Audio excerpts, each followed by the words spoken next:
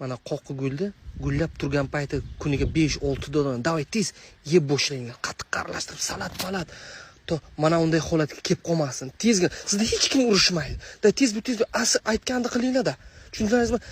Shuni yulinglarni yuvib tozalab salatga qo'shib yoki damlab turib, tez choy qilib iching.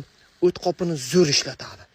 Jigarni shunday tozalaydi, jigarni, taloqni, qoningizni tozalashinicha, ana gepatitlarga qanday zo'r bu. Qonni zo'r tozalaydi. Yana jigarni, uni aytdim-a. Eng yaxshisi yana bu artrozlarga zo'r. Buni tomiri, tushundingizmi? Tomirini olib damlab ichingizlar. Yana bitta xususiyati, sahrni diabetga baraka topkurlar. Sizni birov urushyapti, uyingizda oldiga shuni o'sib yotibdi. Oling uni shuni sug'urib oling, to'g'rab yeng. Salatga qo'shib. Tushundingizmi? Yaxshilab yuvib tayyor.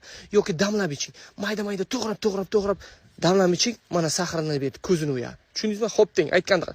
Birov urushsa mana shuni ichganingiz uchun, yeganingiz uchun, menga ayting, o'zim tanobini tortaman. Tushundingizmi? Tomirini olib qo'yinglar. Tomirini ana unga ham yaxshi. Benihoya, ya'ni onkologiyaga, qonni tozalaydi. Tushundingizmi?